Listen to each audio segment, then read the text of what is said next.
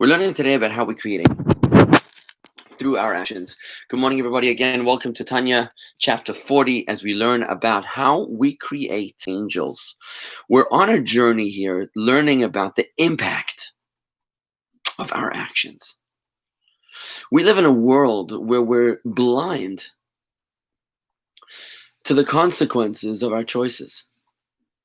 If you get out of bed in the morning to daven or not, if you order the salmon or maybe the fish, which isn't so kosher, it doesn't look so like anything really happens.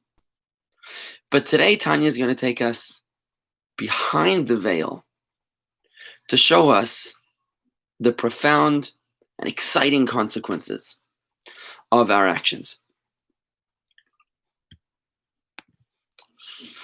Good morning, Harvey. Welcome to you. Hi, Marty. Shalom. Good morning. And to anybody else who is there with us on YouTube or on Facebook, live or later, it's good to see you.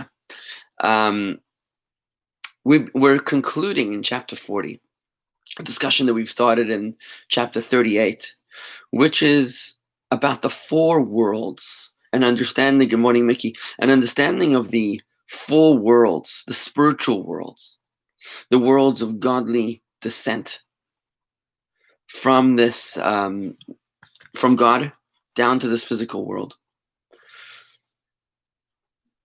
and how the reward of our actions teaches us about their consequences. When we learn from the Zohar, the Kabbalah, about what reward we receive for various kinds of mitzvahs and Torah, we can infer and understand the impact of the mitzvahs and the Torah that we perform as well. So the way we spoke about this, generally speaking, was that there are four worlds: the world of Atzilus, which is emanation; the world of Beriah, creation; the world of Yetzirah, formation; and the world of Asiya, action. Collectively, they make up an acronym: Abiyah, A-B-I-Y-A, Atzilus, Beriah, Yetzirah, and Asiya. And the way that we explained it in Tanya, based on the Zohar, is that the lowest world is the world of action. The world up from here, the world of formation, is a world of emotion. It's the lower Gan Eden. The world above that is Beriah, creation, the world of intellect. That's the higher Gan Eden. And then the highest world is the world of Atzilus, the world of surrender, the world of intimacy. Depending on how we served God in our Torah and mitzvahs, is the kind of reward that we will receive, where our souls will rise after we leave this world, after 120 years. Where do you go? So if your relationship with God was emotionally motivated, it was more about a natural love, then you go to the next world, the world above this one, which is the lower Gan Eden, the world of formation. If yours was a relationship that was conscious, mindful, and deliberate meditation, you reach the world of intellect. It's the higher Gan Eden, the world of Beriah, creation. This is pretty Kabbalistic stuff here. And if you are of such character that you're able to completely surrender your will before God, to the point that you can become like our patriarchs and matriarchs, to become a Merkava, a chariot, in total submission and intimacy with God, one, inseparable, indivisible, and indistinguishable from the will of God. Your will is the will of God. If you're able to reach such a level, very, very lofty level, like a chariot which totally submits to the will of its rider, if that is your relationship with God, then you're able to reach the world of Atzilus, the world of emanation, the world of intimacy. But now today in this chapter, we speak about what happens. It's a discussion which we began at the end of last week, at the end of chapter 39. What happens to the rest of us? The rest of us who don't quite have such lofty meditations, such lofty kavanah, mindfulness, meditation, concentration to accompany a divine service. Where do our mitzvahs go? What do they do? Where does our Torah study go? So again, from the reward, we're able to understand the impact.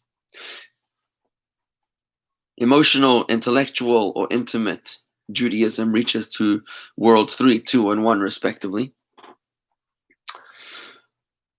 And from there we can infer and understand the powerful impact of our mitzvah. If you did a mitzvah, if you davened this morning, you said Shema Yisrael, Adonai Eloheinu, Adonai Echad, and you said it with a natural love for God, you've pierced through to the world of Yetzirah, the third world. If you were able to actually create a meditative love, a love which is guided by your meditation of God, you've reached to the second world. And if you're able to reach a state of surrender and intimacy with God, where there are no questions, like the yarmulke that sits above the brain, above the head, a degree of unconditional commitment that overrides and supersedes any rational challenge, a degree of love which I think we hope to exhibit with our spouses. I love you as you are, no matter what happens.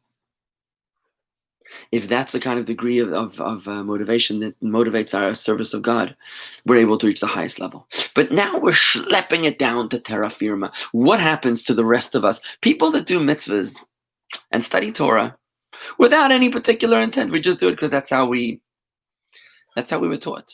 That's it. We were just taught to do it this way.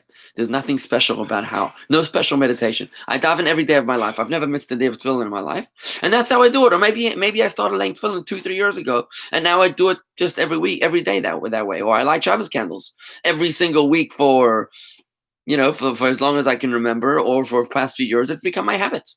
Second nature. There's no particular meditation involved in it. What happens if you're doing it for the wrong reasons? What happens if you're only studying Torah because you want people to call you pious, or you need a job, or you want to be hired as a rabbi somewhere, or a teacher? Not only do you not have the right intent, you actively have the wrong intent. So where do your mitzvahs go now? What we're about to discover is the powerful impact of our kavanah and meditation as it relates to the creation of angels. We can talk about that in a moment. First of all, I'd like to welcome Dean Devansky and Stephanie Marmer, Ed Hockman, Corey, good morning, and Andy Siegelstein. Shalom, shalom. Martinoff, you said the video ended on Facebook. I don't think it ended on Facebook. Doesn't look like it ended on Facebook. Are you there still with me, Facebook friends? Can you still see? Are we still with you on Facebook? Please give us a sign of life to let us know that we're still on Facebook, friends. I think we are still on. Anyone on Facebook, please let us know that we are still there, that the signal is strong, please. Okay. Meanwhile, I'm going to keep on going until I hear from someone. Okay. So the way that Tanya introduces chapter 40 is that a mitzvah or Torah studied or performed without intent creates an angel. Every mitzvah creates an angel. Just like our mitzvah observance is made up of a body and a soul, the physical act of the mitzvah and the meditation of the mitzvah, so too it creates an angel, which is made up also of matter and form. Not physical matter, but there's an element of something which is a little more ethereal and something which is a little more defined about the angel. We'll learn about that later. But according to the intensity of the kavanah, of the meditation, of the concentration, is the quality of angel that is created. If our intent, our meditation behind the observance of the mitzvah is such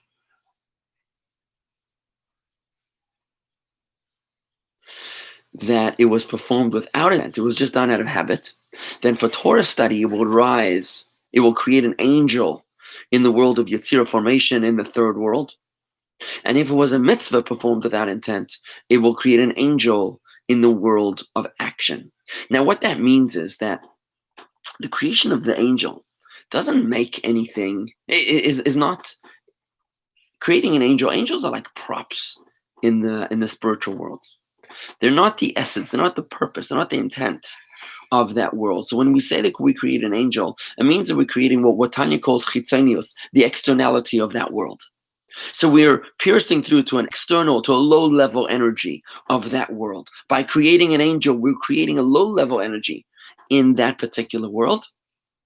Again, through Torah study without intent, we reach through to the externality of the world of formation, the third world. And through a mitzvah performed without intent, we create an angel piercing through to the externality of the world of action.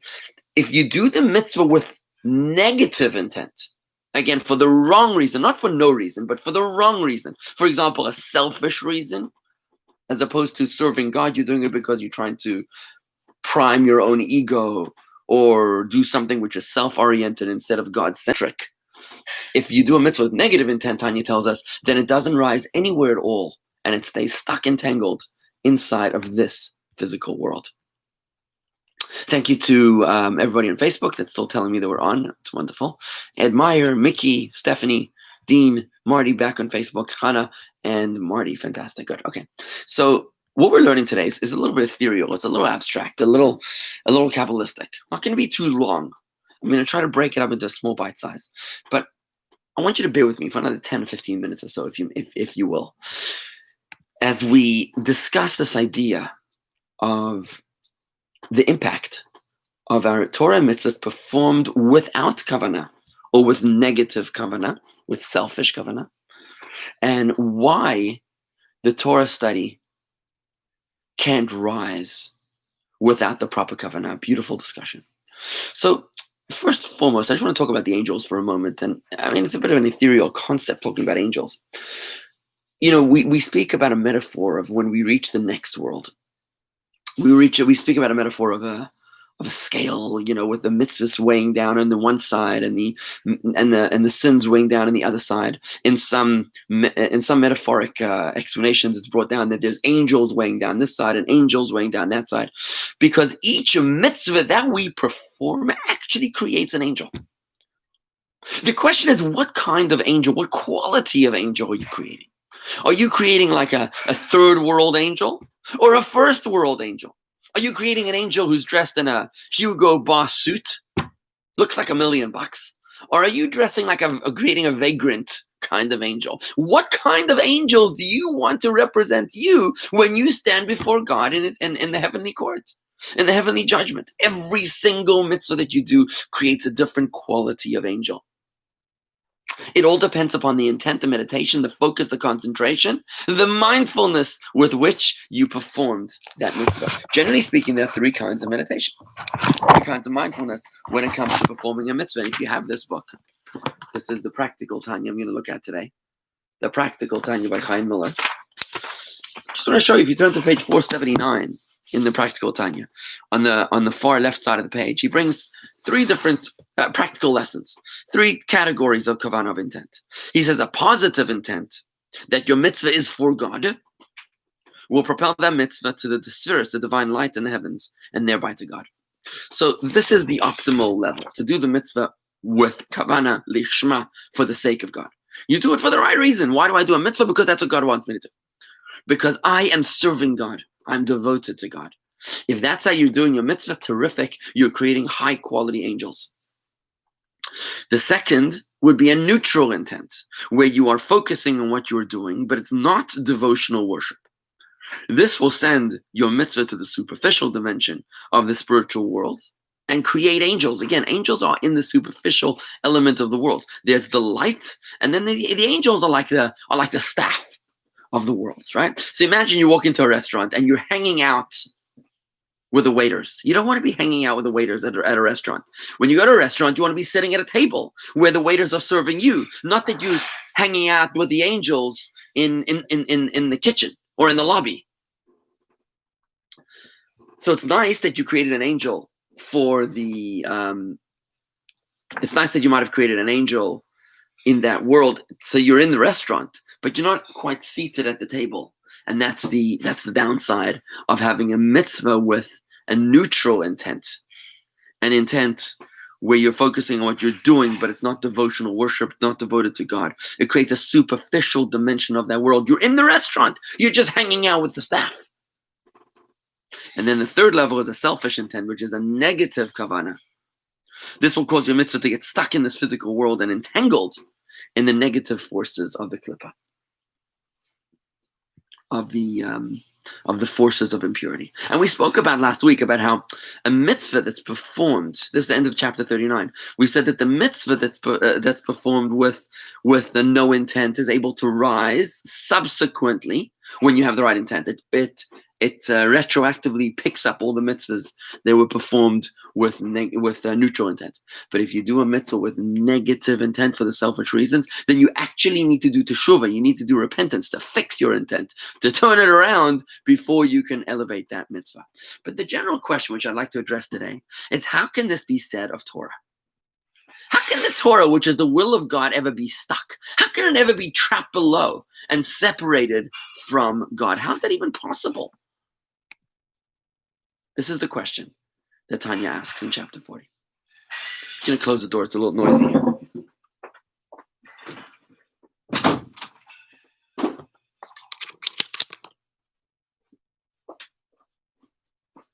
If you have any thoughts or comments or questions, we'd love to hear from you, friends. Please do share your comments or questions, or if there's something which is a little over your head, please let me know, because sometimes as a rabbi I could be a little up there, and I need to hear feedback to know that I'm talking to the people, that I'm connecting to you. So please don't be shy, and let me know if you're connecting with this idea, or if you have any questions to further clarify the idea.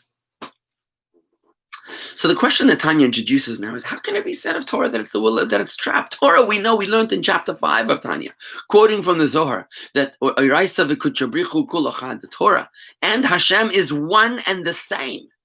God and Torah is one and the same. How can Torah be trapped in a lower world? The answer that Tanya tells us is that while Torah is indeed pure, and Torah is united with Hashem always, when Torah happens in this physical world, it happens through our power of speech, and therefore goes through a physical medium. When the Torah goes through a physical medium, it gets stuck in the physical medium. To explain, and unless the physical medium has the right meditation to break through the coarseness of this physical world. You see, on the one hand, we know that Hashem is everywhere. Hashem is up, down, here, there, and all around, like the popular nursery rhyme goes. Hashem is everywhere. We've learned in Tanya that nothing can exist without being created by God at every single moment in time. That was the doctrine of perpetual creation. Nothing can possibly exist without God creating it at every single moment in time. This idea we affirm each and every day in our prayers. And as painful as it is to understand, how can God have allowed Adolf Hitler, may his name be erased and blotted out, to perform his nefarious plans? We have to admit that God created him too. So without getting emotionally sidetracked onto the Holocaust, God is everywhere. But when he shines his light in this world, it happens through in this physical world, it happens through two powerful contractions. One is called tzimtzum. Tzimtzum, which means like a big light coming through a small hole. It means that there's only a small quantity of light that's coming through on the other side of the hole. When you have a small hole, then you're getting a far more diminished quantity of light. But in addition to the fact that this world, this physical world, has a diminished quantity of God's light, it also has something called hester panim, hiding of the face. In addition to tzimtzum, which is a quantitative limitation of the light, there's also a hester panim, which is a qualitative diminishment of the light. Imagine that little hole through which all the light shines through also has a thick curtain inside of it. It's opaque, which means that the light that comes through the other side is a totally diminished quality of light. And that's what's going on when God illuminates this world. When God sends his light to this world. Good morning, Susan Pelosi. Marty, I'm going to get your questions in just a moment. I want to just finish this little construct here, okay? But thank you for your questions there, Marty. So what we're saying here is that this is a very powerful very, very powerful general understanding of our relationship with God. That God illuminates this world, but he does so as God powers this world. He does so through a powerful contraction of his light to the point that we can't even see him. So when we look around, we don't see God. Why? If God is everywhere, then why don't we see God?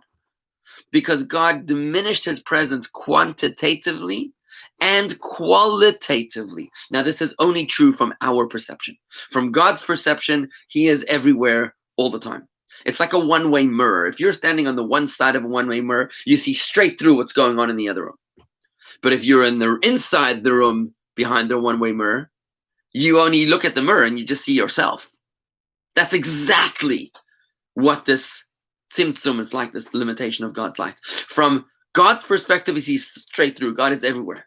It's from our perspective where we look around us, we just see this mirror. We just see ourselves instead of seeing God. I want you to think about that for just a moment. Just think about that for just a moment.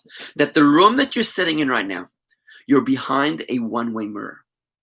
God is staring at you. Like you might be staring at me right now. You can see me. But I can't see you. I'm looking at my screen right now and I see myself. I do not see you. But you're looking at the screen and you see me. In exactly the same way that you are seeing me and I do not see you. I see just me. There's a webcam in your room right now. God is staring at you. And all you see is yourself. Because God managed to hide himself through the Tzimtzum and Hester Panim. Tzimtzum, the quantitative diminishment of his light. And through Hester Panim, the concealment of the face, which is the qualitative concealment of his presence, to the point that we don't even know that he's there. We simply don't even realize that God is there. However, there's one way that we can bust the lie. There's one way that we can reverse the lie. The lie is that God is not here. The truth is that God is here. But there's one way that we can fix the problem, correct the situation, and that's through our mind. Just like you realize that I see that you see me right now, but I do not see you. You say, oh, God sees me, but I don't see him. God is with me in this room right here, right now. I just don't see him, but he sees me. It's in your mind's perception that everything changes. And you say, oh, that's the mirror. I'm looking at a mirror, but behind that mirror, hello, God, you're right there. You see me. It's in our concentration. It's in our meditation. It's in our mindfulness that we're able to correct the wrong and to see the presence of God, or to at least in our minds, I realize the presence of God, even though our cognitive dissonance, our vision tells us otherwise. So we see then, friends, that the world that we live in is actually a lie. It's a lie, but where God is seemingly not present. When we do a physical mitzvah or study Torah, it all depends on our meditation. Since we're doing it in a physical world, we're doing it in behind the one-way mirror. We're doing it in a place where God is seemingly not present. Seemingly. But when we have the right meditation, we say, God, I'm doing this crazy deed. I'm tying leather straps around my arm. I'm buying the more expensive meat because you, God, want me to do that. I'm going to change all my vacation plans and my cruise plans because you, God, wanted this way, not that way. When you come up with that meditation, you've just blown God's cover. You've just broken through the glass, the one-way glass. You've said, God, I know that you're there. I don't see you, but I know that you're there. And that's why it's the kavana, the meditation, the concentration that allows the mitzvah and the Torah to rise higher. So from God's perspective, Torah and God are one. But from our perspective, Torah and God are separate. Torah is in this physical world, and God is, I don't know where. When we learn Torah with the right intention, then we reverse the lie through the kavanah of the Torah studied. We reverse the lie of this world, or the seeming reality of this world. Kavanah is far more conducive to the light of God, because in our mind's eye we can see the presence of God. And that's why when the words of Torah are physically spoken with a clear meditation and concentration about God's presence, then we're uniting the physical mitzvah with a soul, allowing it to soar as one. That's true when it comes to Torah study, where Torah and God are truly one. But what happens when you what happens when you speak words that are not Torah study? What happens if you're speaking babamaisis? If you're just saying narishkeit, which means just nonsense, what happens to those words that are spoken in this physical world? I'll get to that in just a moment. So far, friends, how are we doing over here? A little esoteric. I hope that you're still with me, that you're okay. It's a little difficult being behind the one-way screen here. I hope very soon to resume in-person Torah study. By the way, Marty, I know you just asked me that question. We just set up the shul in a way where the Torah classes will be given from the front of the shul, from the front of the ladies section. And that way, anybody who wants to come study Torah with us can just sit anywhere they want in the ladies section, as far or as close as you want. Effectively, you can start coming from tomorrow if you want to start coming. And you can literally sit in the ladies section wherever you want. And that way I'll have my computer in front of me at the front of the ladies section, with that little backdrop behind me. And anybody who wants to be present in person, Marty, anybody, feel free to come and social distance as far as you want. I'm not going to be wearing a mask, though, inside of the Torah class, because I want to be able to at least allow you to see me on the screen. But as far as you want to sit comfortably for me, feel free. You're able to. So if you want to join us for davening at 7:30 every morning, followed by Torah study at 8:30, you're more than welcome to stay. Corey, I appreciate your validation of what I'm saying. I really do, because it's concerning. Sometimes you feel like you're alone in a room. You're behind the one-way glass. I know that you're there.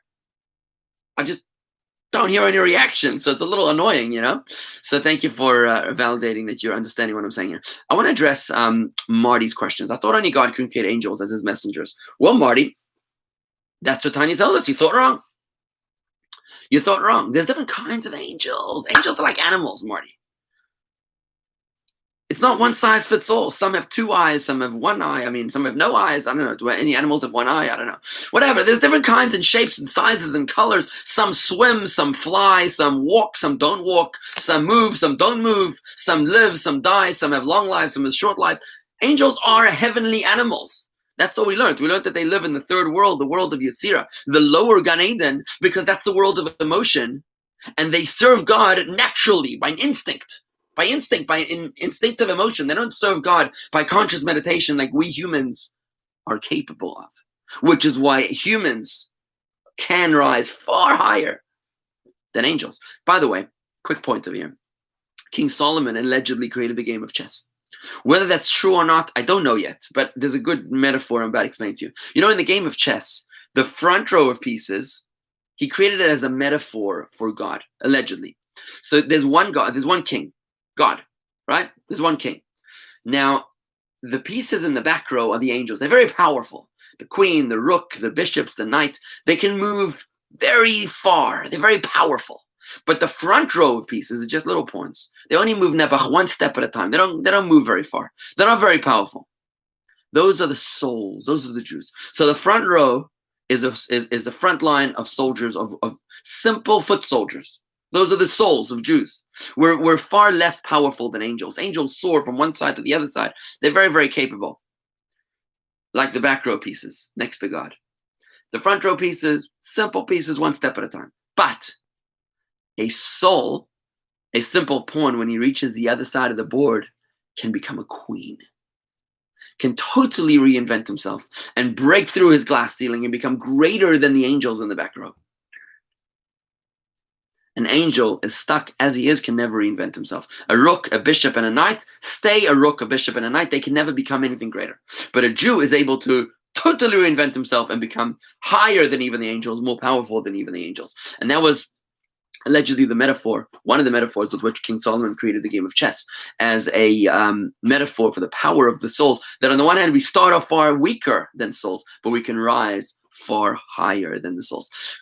So that's why, Marty, I thought only God can create angels as his messengers. yeah, God creates angels as his messengers, but not exclusively. There are other kinds of angels, and that's why when it comes to our merits and demerits, when we leave this world, we have angels on the scale, and that's what flips the scale for good or for bad. Many, many stories from the Baal Shem Tov and other Kabbalists about, what happens in the heavenly, in the heavenly sphere when a person is judged. There was a story I was sharing with my kids recently about a bookbinder, a simple bookbinder. When the Baal Shem Tov elevated his soul up in Gan Eden, he went up, in a journey up to Gan Eden. He sees Reb Mottel, the simple bookbinder, like the simple guy, and he sees him way up there in heaven. And the story goes that the Baal Shem Tov engaged him in conversations. Reb Mottel, how did you reach up here? So he says, whenever I bound the books, I can't remember the details of the story. He bound them with love. He always spent the most expensive resources on Torah books. He would always kiss them and hug them and caress them and treat them with such love. Every time he bound the book, he created a beautiful angel. So by the time he reached heaven, his scale was weighted all the way down to the right, to the good side, because of all these incredible angels. I always say when you come to Shul and Shabbos and you're sweating bullets, don't feel bad. The sweating, every bead of sweat is an angel that you created. Just make sure you got a high quality angel. Make sure you're doing it for the right reasons. Make sure that you know that when you come to Shul and say, "Oh, I hate this. I'm so angry. It ruined my suit." Then you're making a negative kavana, a negative intent. You're creating an angel which is like Nebuch, special needs. You know what I mean? He can barely walk, this angel that you created. But if you say, "Oh, I'm serving God. I came to Shul. It's Shabbos, and I had the opportunity to sweat for the master of the universe, for my creator. I'm so happy." What you just did is you created an angel in the world of Bria, or maybe even Atzilus. You created the most powerful, incredible angel that's going to outweigh many, many times of its volume, or whatever you do for angels when it sits up there on the heavenly scale. And that's ultimately all connected to making a dira betachtonim, a home for God in this physical world. You may remember we learned a few chapters ago that we're not only making for God a house in this physical world, that happens through the action mitzvahs, we're making for God a home for God. And that depends on the degree of our kavana, the degree of our meditation and concentration and intent when we do the mitzvah. If you have a high quality intent, you're drawing down the highest frequency levels of godliness down to this world. Thank you, Corey. You have no idea how inspiring and needed these words. I really appreciate that. How can man create angels? Well, there you go. I hope that I've explained that, Marty, by now. Hopefully that makes sense to you. But I want to conclude now with one spin. So we spoke about how words of Torah are one with God, but when they're performed in this physical world, they're stuck behind the one-way glass, behind the lie of this physical world. And that's why they need our kavana to pierce through the lie, to break through the one-way screen, the one-way mirror, to say, "I know, God, that you're there," to be able to reunite the Torah with its source in God. But what happens when you speak dvarim betelim, narishkeit, nonsense, words that are not Torah? Here you have words that are not connected to God, essentially. Here you have words that are in this physical world, subject to both tzimtzum and hester panim, subject to both quantitative and qualitative restriction of God's light. It seems like it's worlds away from God. When you speak nonsense words, when I say nonsense words, I mean words void of spiritual content. That would be like hacking a Chinik about the national election today, Biden, Trump, just regular words, just stam words, nothing holy. When you speak words like that, then you're speaking words that are not going anywhere. They're physically stuck in this world. They're subject to both quantitative and qualitative diminishment of God's presence. And those words do not rise higher. The fifth Chabad Rebbe explains beautifully the meaning of a dream. He says, what's a dream when you dream at night? What's going on when you dream at night? He says that your soul, every night, wants to return back to its source. Like when you plug in a cell phone at night, you plug your cell phone in so you recharge for the next day. Our soul rises, leaves our body when we sleep at night. That's why we're semi-conscious. And it goes back to its source. It plugs into its source. But in order for the soul to rise higher, in order for the soul to rise back to heaven, like a hot air balloon, it has these heavy sandbags on it. Those are the nonsense words that you spoke in the daytime. And there's an angel, it's called Malach HaMemuna Al HaChalomus, the angel who's in charge of the dreams, whose job it is to come to you at night and divest all the words, the narishkeit, the nonsense that you spoke all day, to let go of your hot air balloon, that your neshama, your soul, your godly soul can rise back up to heaven.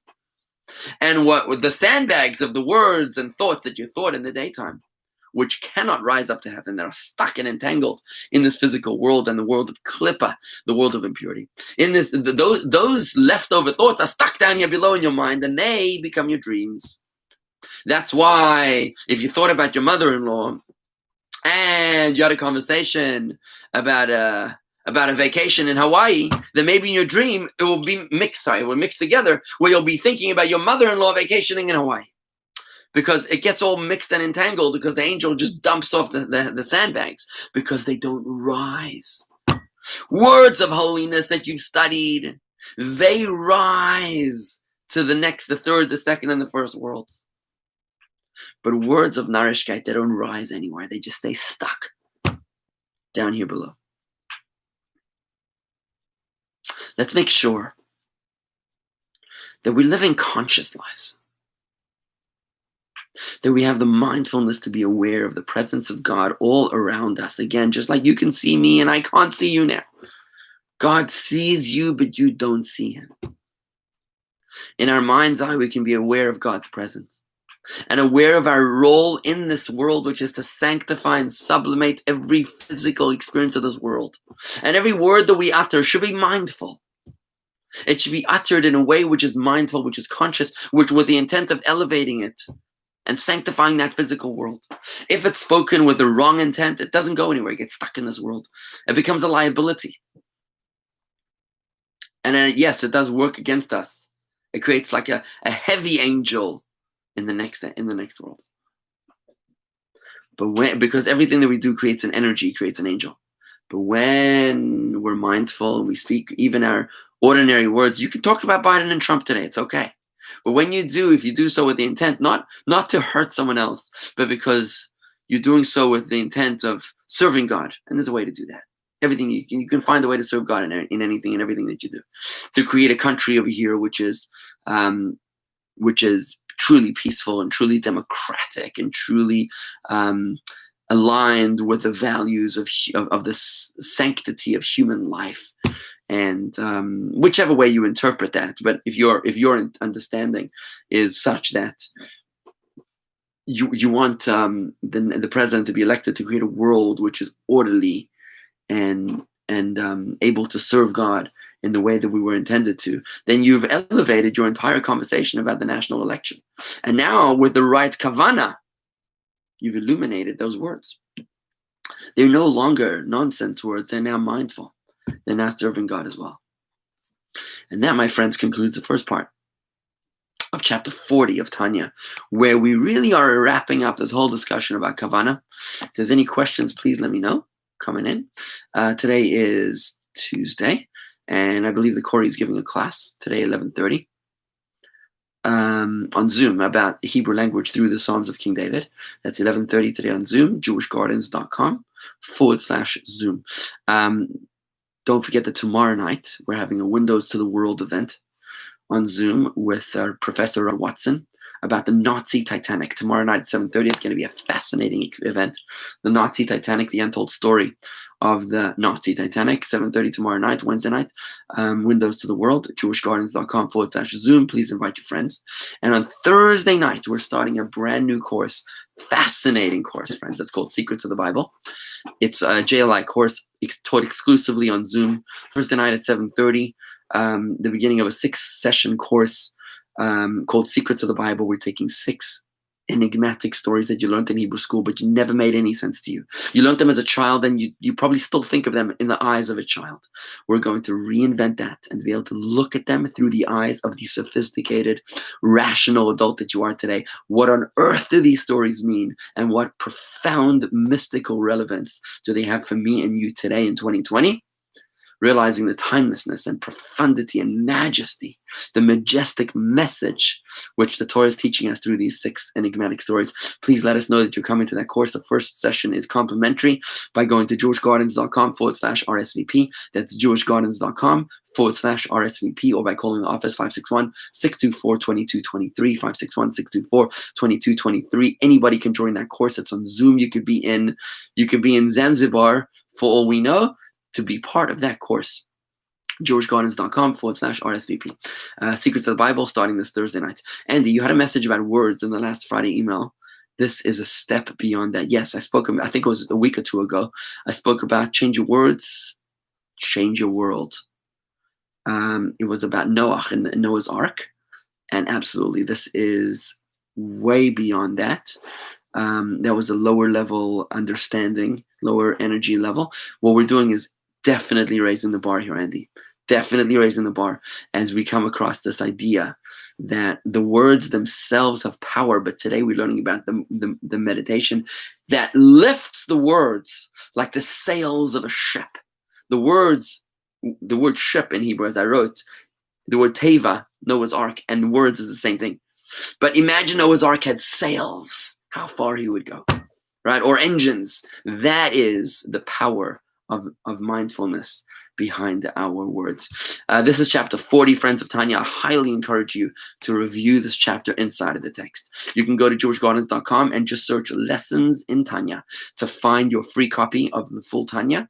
Online, it's jewishgardens.com, and just search Lessons in Tanya to find the textbook of Tanya. We're in part 1 of Tanya, chapter 40. I highly encourage you to read it, to review it, and to understand this idea. I spoke about a very esoteric idea, hopefully brought it down to earth in a way that's relatable and meaningful to you. But if you read it inside, it's going to become even more relevant and even more meaningful. Thank you very much, everybody, for joining me here this morning. Wishing you all a wonderful day. Shalom, and thank you very much.